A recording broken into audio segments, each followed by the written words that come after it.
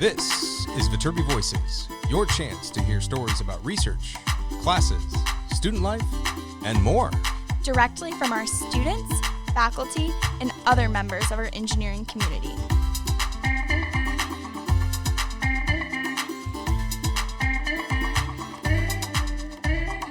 All right here at the USC Viterbi School of Engineering.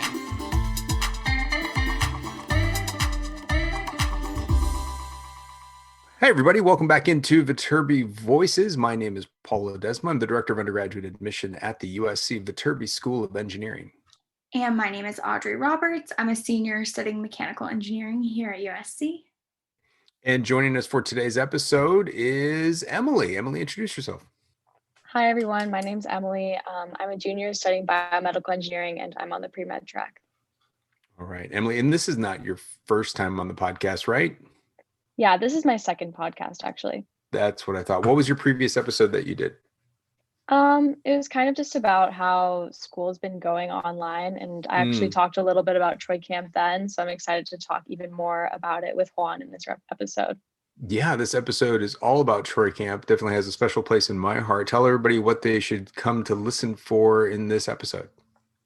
Yeah, so Juan is our current co-executive director, or one of the co-executive directors in Troy Camp right now. So he has so much wisdom and just experiences with the kids that he shares. And I think that this is just a really important podcast to listen to because Troy Camp is so important to the USC experience. And I definitely recommend it for anyone who's interested in working with kids.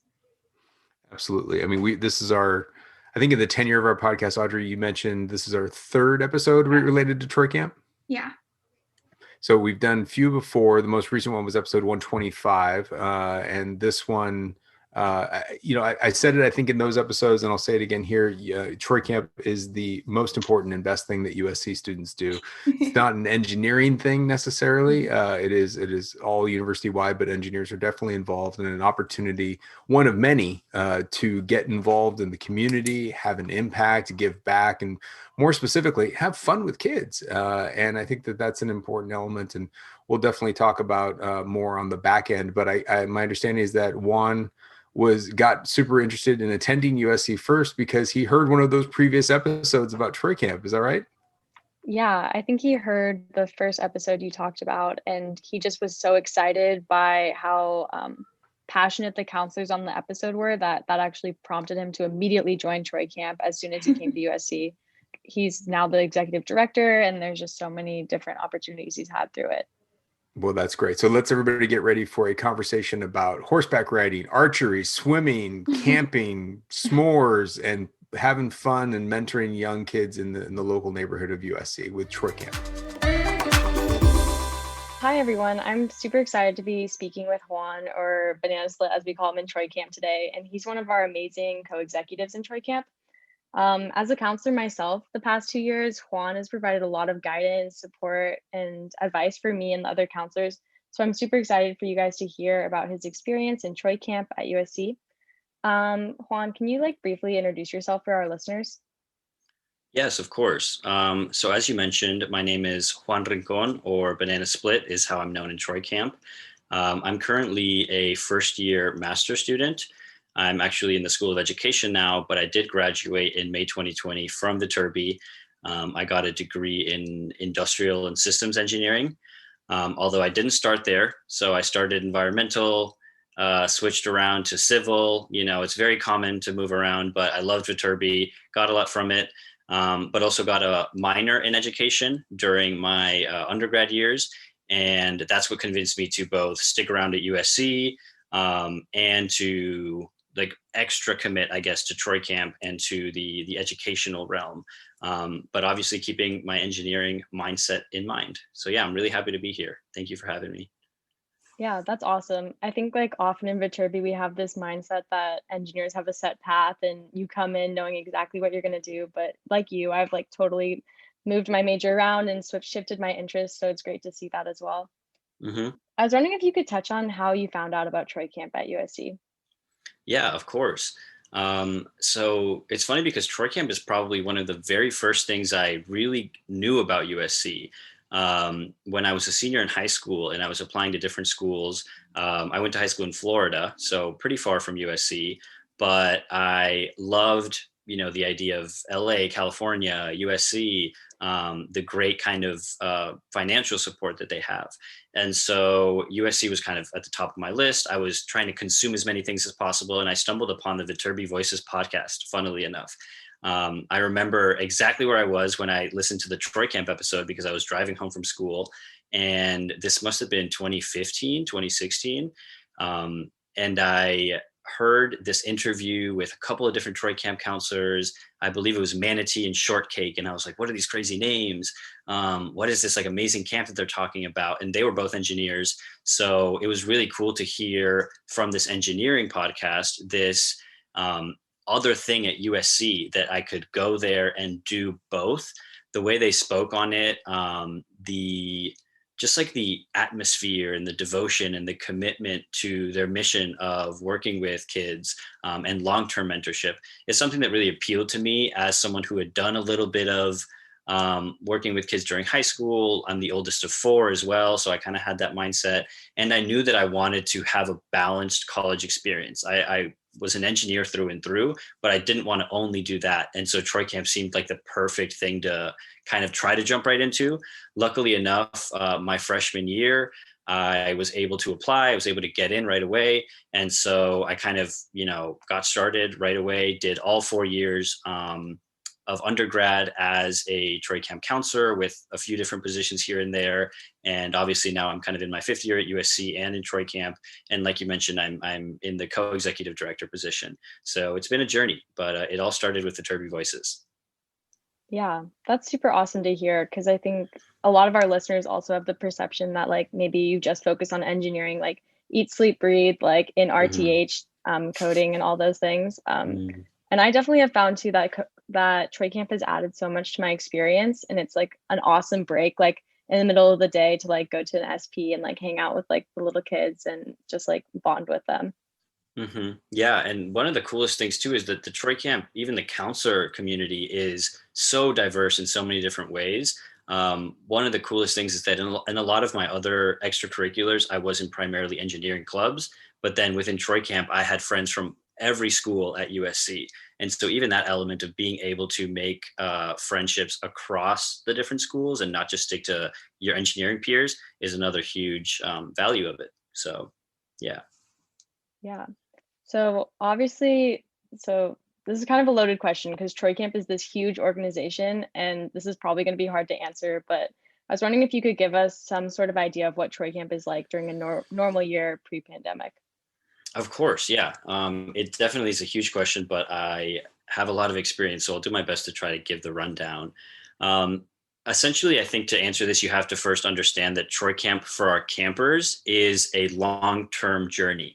So our campers start off in 3rd through 5th grade. They go to our summer camp for a week at the end of their respective school years. But once they go to camp for that week, they get their cabin counselors, they get their cabins, but that's just the beginning. Because once you go to camp as a camper, you are eligible for all of our programs, like for life, essentially. So we also have a middle school program that is weekly and a high school program that is weekly. And every single camper that attends those programs has been to camp in the past. So that unifies all of the campers and contributes to, I think, the very special bond that our campers develop with the organization as a whole, with each other, which I think is one of the most important parts, the very strong camper community that Troy Camp has. And so what Troy Camp is like during a normal year, if I had to put it simply, it's like trying to bring the magic of that week of camp to USC, to LA, like down the mountain is what we call it, and keep that magic alive in order to foster that really supportive and constructive community, in order to empower each and every one of our counselors to follow their dreams, to think outside of the box, to be exposed to so many different things, to receive this kind of like enrichment that our connection to USC helps us provide, that our education, especially in many different fields, helps us provide. And even our connections to different faculty, to different other organizations, to different clubs. During a normal year, it's all about both bringing campers onto campus and together discovering something new, but also going out into different like field trips, nature trips, museums, hikes, cabin events. And in those moments, also bringing some of that magic of nature, magic of being together in community, um, and just having a good time. We use our little phrase of commitment to friendship is kind of a very short way to put what Troy Camp does. And friendship is so dynamic and diverse that it's just about what different ways can we commit to friendship, and really, really commit to it week to week, month to month. That's something that I want to make sure everybody knows. Troy Camp is not just a summer camp; it's so much more. Every single week we have something. So that's a loose way to put kind of what we do in a normal year. Yeah, that's like such a good summary, actually. And I think one of my favorite parts about Troy Camp is like coming in. I haven't actually had the opportunity to volunteer at camp, but I like was inserted into these programs where I got to follow a cabin and see them like continue their friendship. So the counselors are cycling through like every 4 years or so, but the campers continue throughout the program, forming bonds with each other and like the counselors along the way, which is just so Mhm. powerful seeing the kids support each other like that. It's magical. Yeah. My freshman year, I was lucky enough to have a group of fifth grade boys that summer. And the oldest are in ninth grade now. So, like, it's the same group. I've known them forever. They're so much taller, so much older. But seeing them grow is, like, by far one of the most rewarding things of this long term commitment. Yeah. Do you have any special memories you have with your first cabin that year? There's so many different memories, and I've had three cabins now, which is also kind of a huge blessing. But that first cabin, I think it's always the toughest. You're getting kind of comfortable with yourself as a counselor, with the dynamic of the group. Um, but I would probably say that my favorite memory from that first year was the dream hike, which is something that we do exclusively with fifth graders.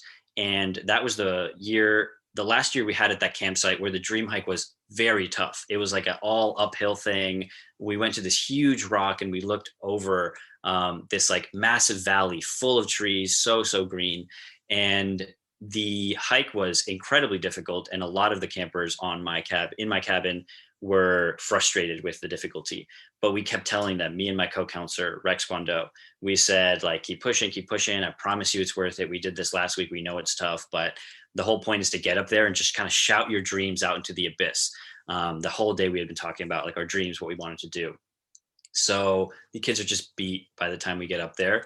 But I remember the look on their faces when you step under that big rock and you see that massive view. And it was just like all of the, fatigue that they had in their body just drained immediately. And the energy just came back up. We had an amazing conversation about our dreams and connecting it to the difficulty of the hike. So it's like, okay, obviously the hike is difficult and achieving our dreams can often be difficult, but how can we kind of make sure we link those two things together in our heads so that we don't forget this moment and we allow it to continue strengthening us even beyond our time at camp when we're out there in the real world, quote unquote, pursuing our dreams.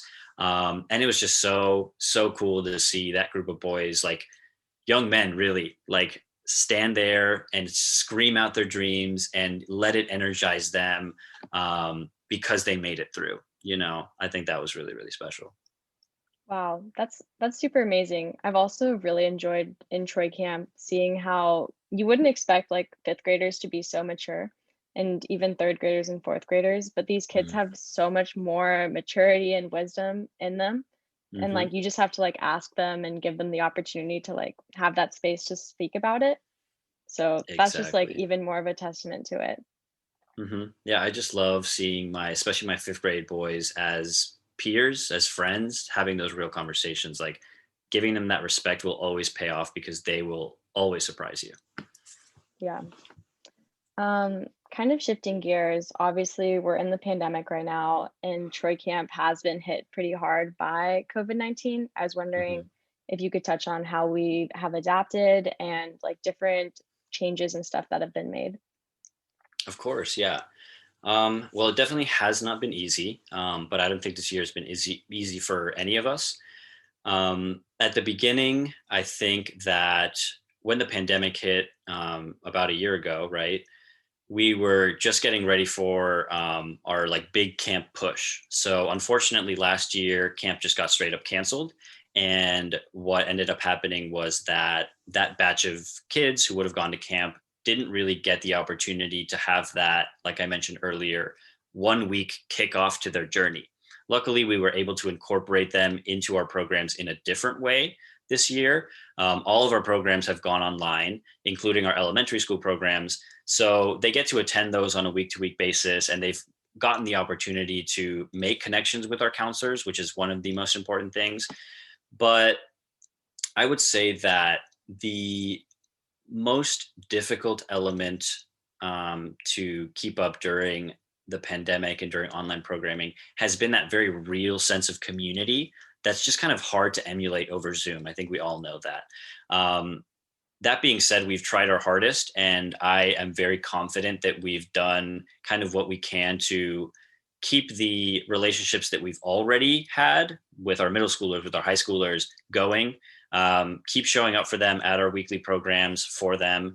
But then, especially for our younger kids, it's been about introducing them to Troy Camp, introducing them to some of our counselors. And like I've been mentioning, in the spirit of long-term mentorship and of the long-term journey, I think the most important thing is being able to keep them around, being able to communicate to them that once, knock on wood, the world goes back to some kind of normal, they will have a place in Troy Camp for life, and that's the mindset that we are looking at this year's camp with as well. It's like now we've had time to prepare. We're going to have that like special week like we've had in the past. Obviously, it will be all online, but kids will be getting their cabins.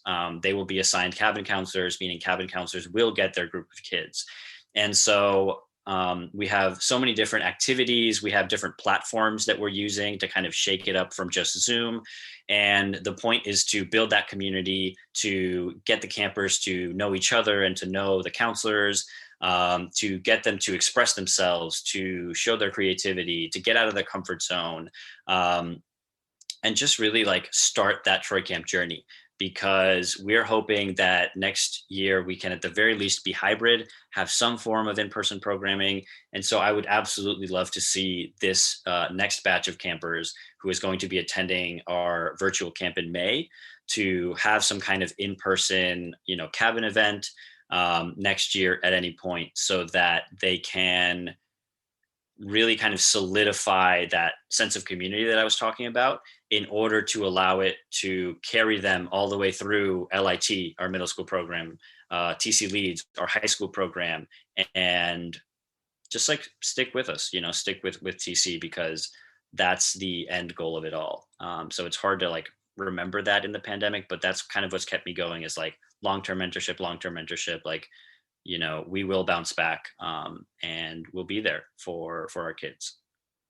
Yeah, I'm actually really involved in SPs, which are the elementary school programming, where we're introducing all of these new traditions to these kids who haven't gone to camp before.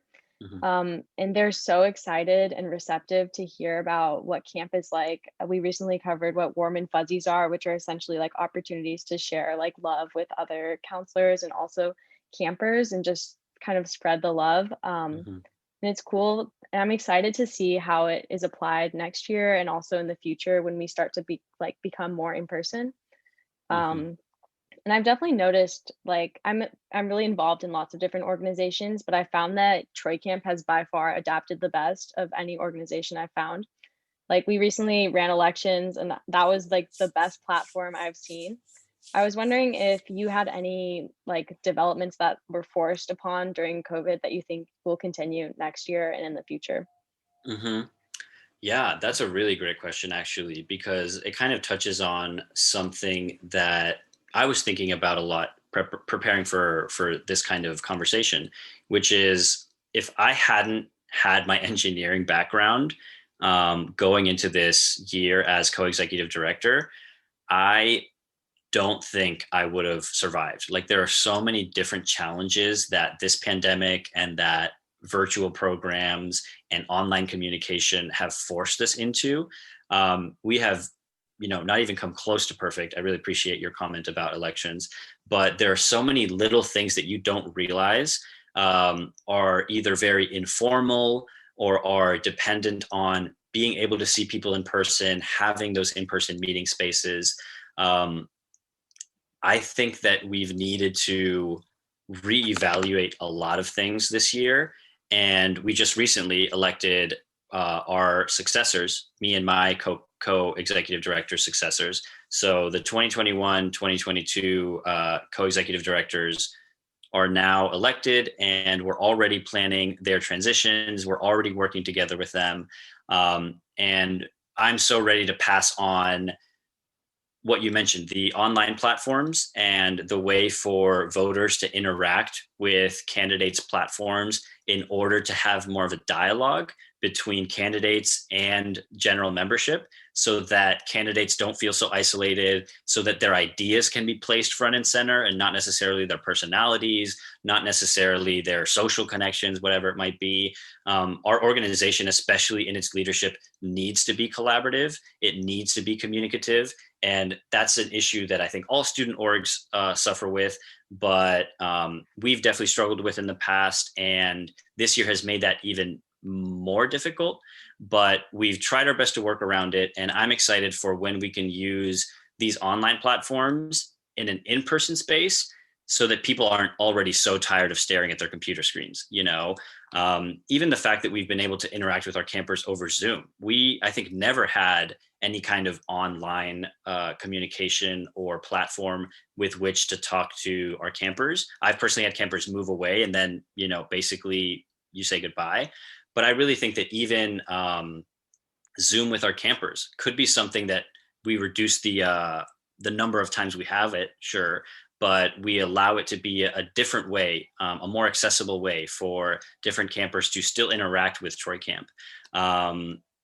What else? Just different communication platforms, different ways to document stuff, especially on eBoard. A lot of my work as co-executive director is working primarily with eBoard. So there's a lot of behind the scenes stuff that might not be the most fun to talk about, but I can definitely say that me and my co-counselor or my co-director, Mitchell, are working hard on putting that guide together, putting that documentation together, and handing it off, not just to our successors, but hopefully to more and more future e-boards, so that they can make this organization run a lot more smoothly, a lot more like a nonprofit, which is what we technically are, and not so much like a club with yearly turnover that doesn't have very clear organizational structures and hierarchies of communication in place. So shout out ISC for giving me the vocabulary to even analyze some of those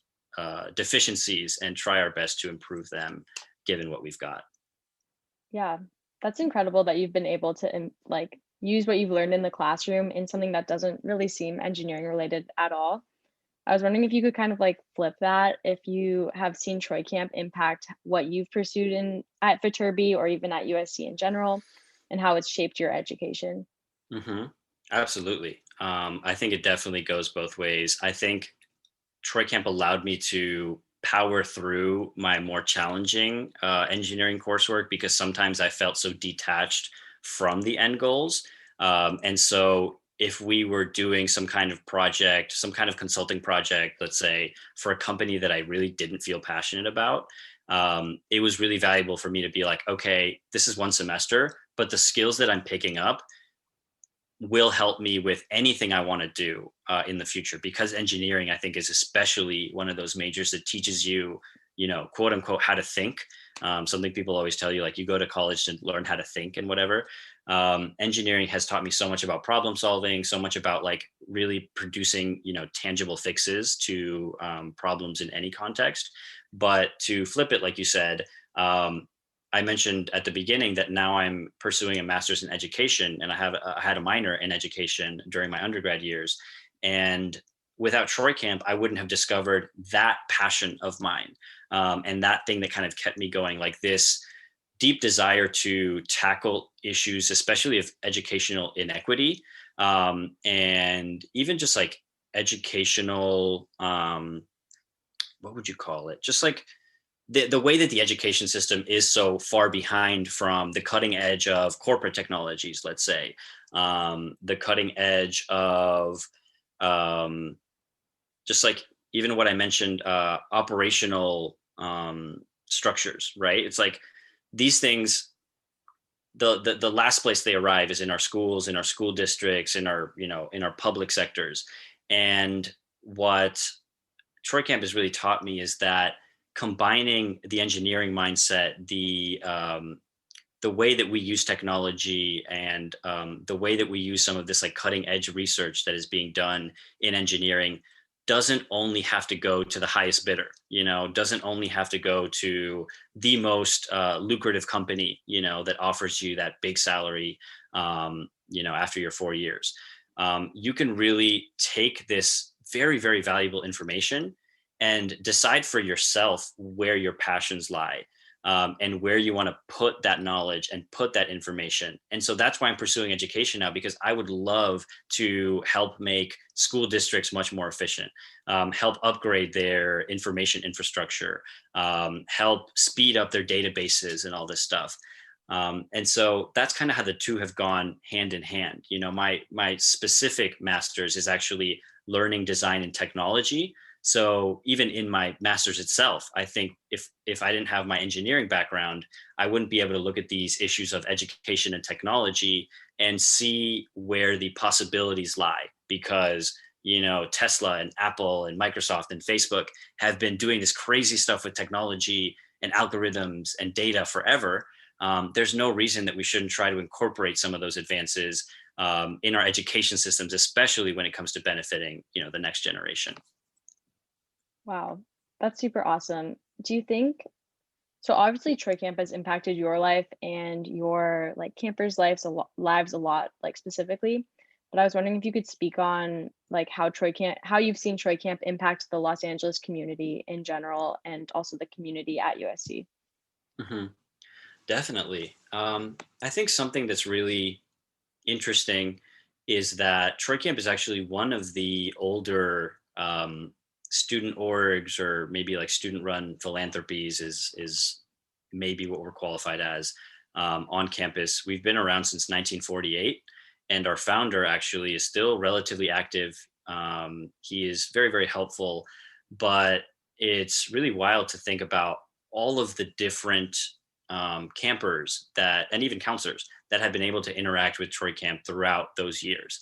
One quick example to answer your question is the amount of times that we're wearing like a Troy Camp shirt out, let's say to Trader Joe's or to Ralph's or something like that. And someone has called me out personally, at least, and said, Troy Camp, like Troy Camp, USC Troy Camp. And then I'm like, yeah. They're like, oh, I went as a camper in 1986 or whatever. And it was like such a great week. I still remember, my counselor's name and all this stuff. That's one example of like even going way, way back. The camp has been our oldest program. So we have people who like still obviously live around USC and have this very fond memory of a connection to USC.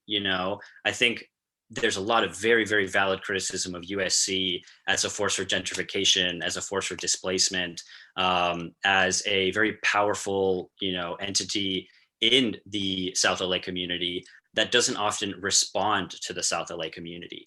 But I think if we are going to try to heal that gap or bridge that gap, we need to have many, many more things like Troy Camp. And even Troy Camp itself needs to focus more and more on its very real connections to the community.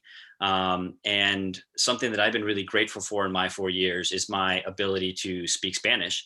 As a Latino man, I've grown up speaking Spanish at home, and never did I think that it was going to be such a valuable experience for me in this extracurricular activity way out there during college. But by speaking Spanish, I've been able to talk to a lot of our families, a lot of our parents, the parents of my campers, and really understand how they see USC, both positive and negative. It is this, let's say, this unifying thing, this kind of spirit, this force, like we can all cheer for the football team. We can all kind of like, benefit from the Trader Joe's, let's say. But at the same time, there is often the feeling that USC isn't hearing the community, that they're not opening up spaces for the community members who have been here for many times generations, to have their voices be heard. And so Troy Camp, unfortunately, might not have the most influence in the context of USC. But I think the more and more we lean on, especially our parents and the families of our campers, in order to have meaningful conversations with them and increase our community understanding, the more we can become advocates for them within the USC community. And also the more we can be sounding boards, or just like people to have a conversation with about USC and its place in the community, with our families and with the parents of our campers.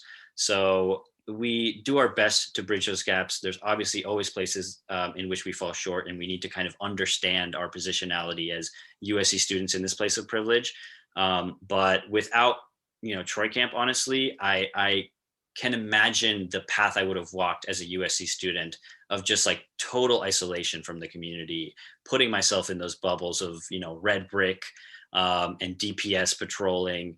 And it would have been inauthentic to me, and knowing what I know now, I don't think that it would have been a truly kind of just experience, given that I now live here in this community, in the South LA community, and I need to understand it and be working to understand it. And Troy Camp has really given me the opportunity to do that. Yeah, I definitely think like as a freshman, my first few weeks on campus is beautiful, and it's really easy to get stuck in the bubble of USC, stay hmm all within the zone, and things like Troy Camp, and also for me, like Special Olympics, have given hmm like me the opportunity to interact with the community, which I think is just so much more valuable than like staying in like the classroom all the time. Because your college experience, like it's so cheesy, but it's so true. Your college hmm experience is so much more than just what you learn in the classroom. And I think like at USC especially, like Troy Camp is an amazing opportunity to impact the community and also like have it impact you, hmm and change your perspective on those things. hmm Yeah. Kind of to wrap it up, I was wondering if you could like, obviously most of our listeners are incoming students like you were like 5 years ago. hmm I was wondering if you had any advice for them on how to get involved in the community of wherever they end up going to school. That was definitely a really challenging part for me, like being hmm able to decide which extracurriculars and clubs were meaningful and wanting to actually make a difference and take like all 4 years of college to like the most like beneficial extreme for that person. hmm Yeah, definitely. Thank you for that question, because I think it's really important. I think it's a difficult one to answer, but because of its importance, I'll do my best. I think no matter where you end up, and especially during your 4 years of college, if you want to make a real connection with any community, the first thing that comes to my mind is listen. Listen as much as you possibly can, because without listening, you will never truly understand. You will never truly have a real conversation in which there can be this back and forth, in which you can truly kind of look anybody else face to face and level with them. I think college is such a unique opportunity to get outside of your bubble, get outside of your worldview, and understand so many different perspectives. And so listen, because also it takes you out of your own head. It takes you out of your own perspective, which, as someone who has definitely wrestled a lot with like mental health struggles in the past, and I know our generation, especially during this pandemic, is struggling with that so much as well. Getting out of your own head can be so, so valuable for just like mental health purposes, in order to ground yourself, in order to put things into perspective and remember your place as like a tiny speck in this world, but like a tiny speck that gets to experience all this amazing stuff, that gets to have these meaningful conversations, that gets to look one individual face to face and have a moment with them and be truly present. That's a skill that especially, during those 4 years of in-person time, like I just cannot be more thankful to Troy Camp for the amount of meaningful conversations that I've had with so many people who are involved in this community. The just like experience that it's given me to listen and to understand more has been completely invaluable. But you don't need Troy Camp to do that. You don't need to be at USC. You just need to be willing to engage in that. You need to open up your mind, open up your ears, ask the right questions, like try to meet people where they're at. And by doing that during your college years, you will get, I think, the most valuable education you can get, which is an education on the world and your place in it in the context of everybody else who also has their place. So yeah, that's my semi-philosophical answer, but definitely something that I believe in. Yeah, well, thank you so much for having this like really honest conversation with me. It was great to sit down with you outside of meeting and have these more like personal conversations. Do you have anything else you want to mention before we wrap it up? I think we touched on a lot. I mean, I'm hoping that if anybody's listening to this and they are, conflicted, especially if they're thinking about engineering, I cannot stress enough how amazing USC is as an engineering school. But as a school period, as a university period, as a college experience, which I think for anybody listening, I encourage you all to keep that in mind, that these next 4 years of your life, 3 years, 5 years, whatever it might be, there's no right way to do it. They are an incredible opportunity for you to educate yourself on a million different things and for you to explore the world. And it doesn't just have to be at a top engineering school. It doesn't just have to be about the wonders of physics, which, trust me, I'm all for. But that kind of well-roundedness that USC can provide, that LA can provide, is a reason that, if you're able to, if you're out there listening and you're on the fence about USC, I highly, highly encourage you to give the school a chance, because it's really changed my life and I wouldn't have liked it any other way. So that's my message, y'all.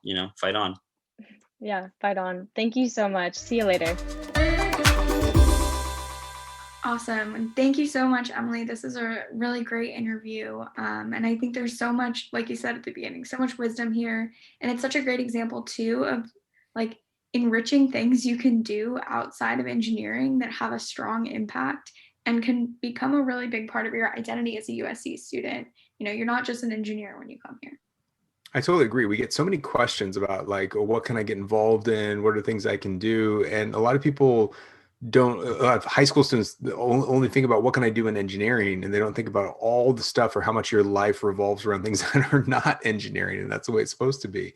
Emily, why did you choose to get involved in Troy Camp? So growing up, I always went to camp, and I also volunteered at a camp for people with disabilities back in Colorado.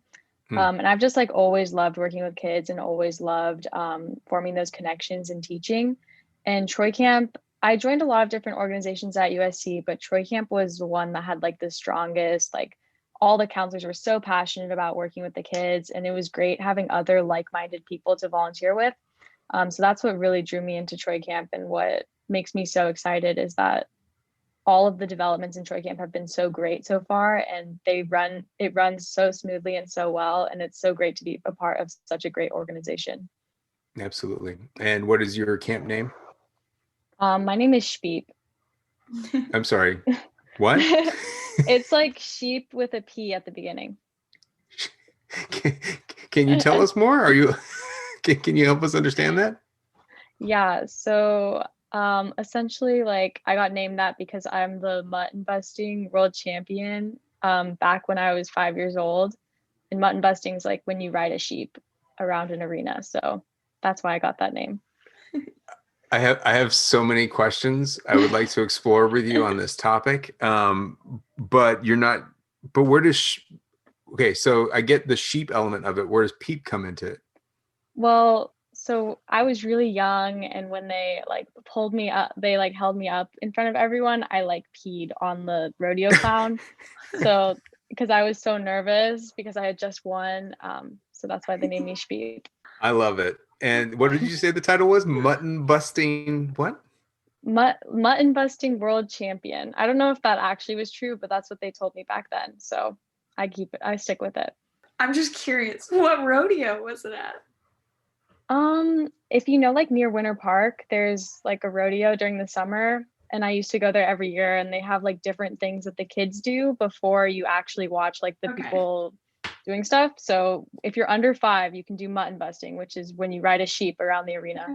And I stayed on for like 2 minutes or something, until the sheep literally like hit me against a wall and I fell off. I'm really here for that. Paul, you wouldn't understand. Not from Colorado. I don't need to understand. I'm loving every part of this. And I want all sorts of graphics made up with pictures of Emily that says the under 5 mutton busting champion. Like Yeah. whatever we can possibly do to promote this. I think this is now like your subtitle, and also needs to be part of any introduction. Like, hi, I'm Emily. I'm from Colorado and I'm the mutton busting champion of under 5. Yeah, I always used to like joke that was like on my resume until I was like past high school. It's how I'm introducing you from now on. I'm super excited. My mom has this really epic photo. It's like taken on like a disposable camera, and the sheep is like running across it, and it's super blurry because it was moving so fast. So that's like my only recollection of the event. That's so funny. Oh my gosh. Awesome. Well, with that little tidbit of knowledge, there's nothing we could top but any of that. But I will just share, like I said at the top, Troy Camp is near and dear to my heart, because when I was at USC, it was basically my life. I was the co-executive director. I don't need to relive all those memories for everyone on the podcast here, because we're going along, I'm sure. But if you want to, I'm sure we relived enough in episode 125. Is that right, Audrey? Yes. That there were a lot of memories back then. A lot of memories. Audrey's rolling her eyes already at the thought of me reliving the glory days. But it is so much fun. And not only is it so much fun, I think the thing that I will also mention is that, and I think we talk about this a lot with involvements, people think that they do involvements just for the sake of the fun of it. But I think as you get older and as you get out of college, what you realize is that your involvements, whatever they end up being, end up shaping who you are and how you interact. And, for me, the leadership skills, the organizational skills, the idea of putting together big group events, educational components, all of that was kind of built inside of Troy Camp. And it was definitely a learning and living laboratory to kind of extend your educational environment to a real world environment, because as Troy Camp counselors, you are leading what is essentially a large nonprofit business organization trying to bring hundreds of kids to camp every single year. There's fundraising elements to it. There's planning and programming, safety, education, all of that. And you all have done so much more in the education realm than we were there. We used to just put on a camp. Now you guys have all this tutoring stuff and lifelong relationships. And I think it's just fantastic. So kudos to you and congratulations to Troy Camp. You guys are running now on nearly 75 years, is like the longest running student organization, student philanthropy at USC. Yeah, it's pretty awesome to be part of such a long-standing USC tradition. Absolutely. Well, fantastic. Thank you very much, Emily, for bringing this episode. Audrey, everything okay with you? Yes, Paul. Thank you. We should have checked at the beginning, but then we got talking about Troy Camp and then I get really focused. Okay. Bye, ladies. Bye, everybody. Thank you. We'll see you next time.